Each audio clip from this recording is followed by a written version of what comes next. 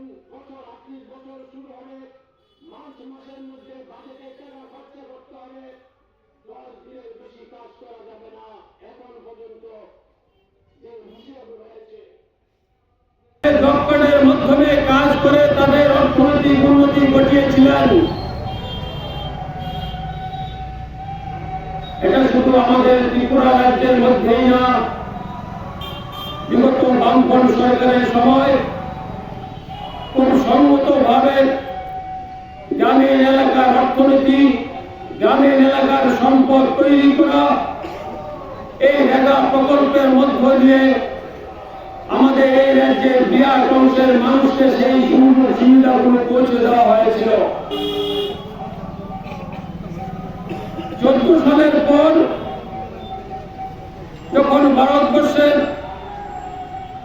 বিজেপির নেতৃত্বে, নরেন্দ্র মোদীর নেতৃত্বে এনডিএ সরকার তৈরি হল,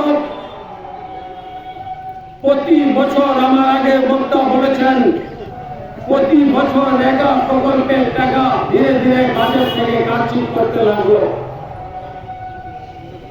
এই বছরও 2025 সালের অর্থনৈতিক বছরে আমাদের দেশের প্রায় 75,000 কোটি টাকা রেগা প্রকল্প থেকে কাটছাট করে দেওয়া হয়েছে। আমরা বামপন্থীরা আমাদের রাজ্যের মধ্যে কাজ দিতে হবে। আমরা ডিএম এর কাছে আমাদের কৃষক সংগঠন, ক্ষেত মজদুর সংগঠন, শিশু সংগঠন থেকে আমরা বারবার ডেপুটেশন দেই। আজকের দিনে দাঁড়িয়ে আপনারা জানেন যে 40 থেকে 42 দিনের বেশি কাজ হয় না। এইভাবে রেগা প্রকল্পের টাকা কাটছাট করে দিয়েছেন।